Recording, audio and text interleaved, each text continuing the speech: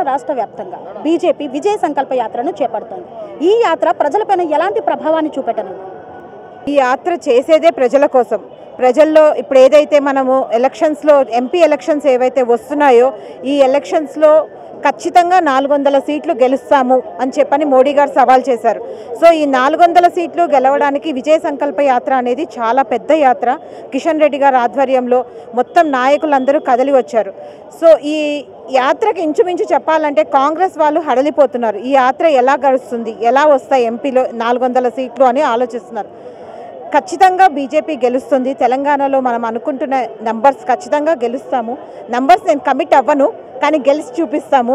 400 సీట్లు ఖచ్చితంగా వస్తాయి. ఫిర్సే మోడీ ఆయేగా, రాహుల్ గాంధీ భజన్ కరేగా. ఖచ్చితంగా అసెంబ్లీ ఎన్నికలలో కాంగ్రెస్ పార్టీ ప్రభావం చూపెట్టింది. ఈ పార్లమెంట్ ఎన్నికలలో కూడా ప్రభావం చూపెట్టే ఛాన్స్ ఉంది. 6 గ్యారంటీలతో ప్రజల్లోకి వెళ్తోంది. మరి బీజేపీ ఏ గ్యారంటీతో ప్రజల్లోకి వెళ్తోంది? బీజేపీ అన్న ఒక పదమే గ్యారంటీ. కొత్తగా ఏం చెప్పక్కర్లేదు. ఎదుగుతున్నది మనం చూస్తున్నాం. 1981 నుంచి ఈ రోజు వరకు 2024 వరకు ఏ స్థాయిలో ఎదిగాము, మనం ఎక్కడెక్కడ ఉన్నాము. ఆల్ ఓవర్ ఇండియాలో ఆరెంజ్ జెండా, మనకు ఏదైతే బీజేపీ జెండా ఉందో మొత్తం ఇండియా అంతా చూస్తున్నాం. ఇండియాలో చూసే చాలా తక్కువ. ప్రపంచాన్ని చూస్తే ప్రపంచ దేశాల ప్రెసిడెంట్లు, ప్రైమ్ మినిస్టర్లు అందరూ కూడా వచ్చి మోడీ గారిని ఇలా తట్టి శభాష్ అని అంటున్నారు. పిలిచి మరి ఆయనకి అవార్డు ఇస్తున్నారు, లేకపోతే సన్మానిస్తున్నారు అంటే అది ఒట్టి పదం కాదు. సో మోడీ గారు ప్రూవ్ చేసుకున్నారు. ఇప్పుడు ప్రజల కర్తవ్యం, మనకి నిజంగా అలాంటి గవర్నమెంట్ కావాలా వద్దా. లేదు మళ్ళీ మనం 1970s 60s పడ్డ కష్టాలు, పేదరికము, ఈరోజు మోడీ గారు చెప్పారు వికసిత్ భారత్ అని. పేదరికాన్ని తీసేస్తాను అంటున్నారు. ఆల్మోస్ట్ 25% పేదరికం ఈరోజు లేదు. మనం రేషన్ ఫ్రీగా తింటున్నాం. రేషన్ కోసం, బియ్యం కోసం ఎవరి దగ్గర అడుక్కోవట్లేదు. మన ఇంటికే బియ్యం వస్తున్నాయి, మన ఇంటికే పప్పులు, ఉప్పులు అన్నీ వస్తున్నాయి. వీటితో పాటు యూత్ కోసము ఎన్ని పథకాలు ఉన్నాయంటే మనం తెలుసుకోలేకపోతున్నాం. ఇక్కడ లోకల్ గవర్నెన్స్ ప్రాబ్లం వల్ల మనకు ఎన్ని పథకాలు ఉన్నాయి చదువుకోవడానికి కానీ, ఉద్యోగానికి కానీ, ఒక ఇంజనీర్ ఇండస్ట్రీ పెట్టుకోవడానికి కానీ. అలాంటి పథకాలు ఎన్నో ఉన్నాయి. ఎన్నో ముద్రా లోన్స్, తర్వాత ఇండస్ట్రియల్ లోన్స్, ఎంఎస్ఎంఈ లోన్స్. ఒక ఎడ్యుకేటెడ్ ఉంటే చాలు లోన్ ఇస్తున్నారు. సో ఆ లోన్స్ అన్నీ మన దాకా వచ్చి మనం అందరం గ్రో అయ్యి మనకున్న టెక్నాలజీని మనం వాడుకుంటే ఖచ్చితంగా వికసిత్ భారత్ అన్నది నెక్స్ట్ 2029కి చాలా అభివృద్ధిగా చూడొచ్చు మనం. సో మోడీ అని కాదు, బీజేపీలో ఉన్న పాలసీస్ని మన బీజేపీ నాయకులందరూ పాటిస్తున్నారు. అది ఈరోజు అందరూ అడుగుతుండొచ్చు, రామజన్మభూమి వాజ్పేయి గారు గవర్నమెంట్లో ఎందుకు చేయలేదు అని.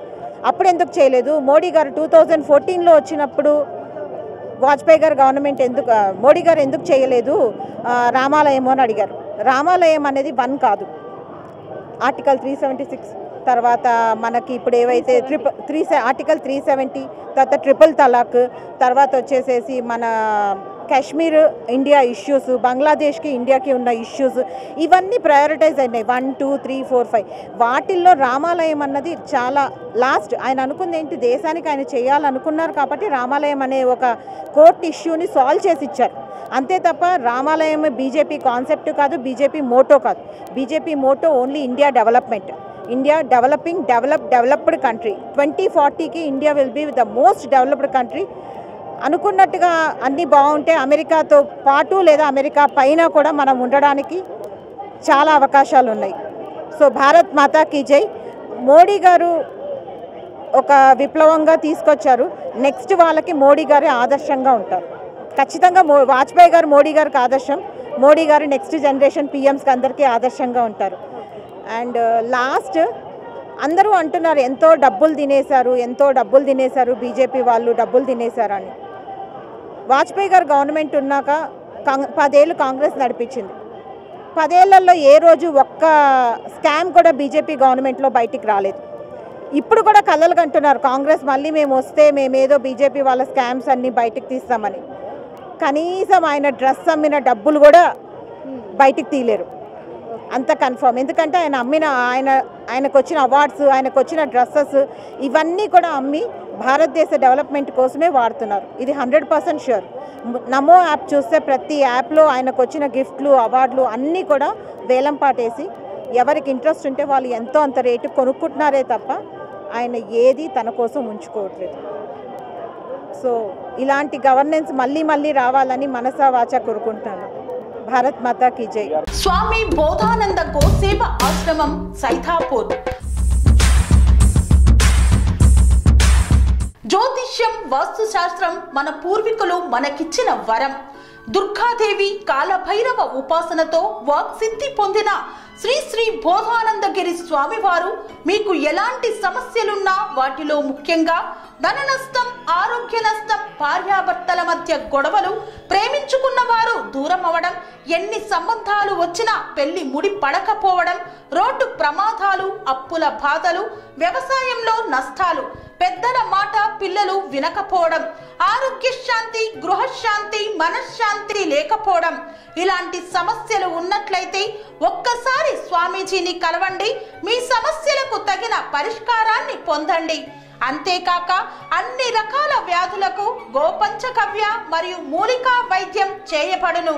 నమ్మకంతో రండి, ఆయురారోగ్యాలతో వర్ధిల్లండి. మా అడ్రస్ స్వామి బోధానంద గోసేవ ఆశ్రమం, సైథాపూర్, వీరభద్రస్వామి గుడి దగ్గర, యాదగిరిగుట్ట. సంప్రదించవలసిన నెంబర్ 9849213754 మరియు 9618034138.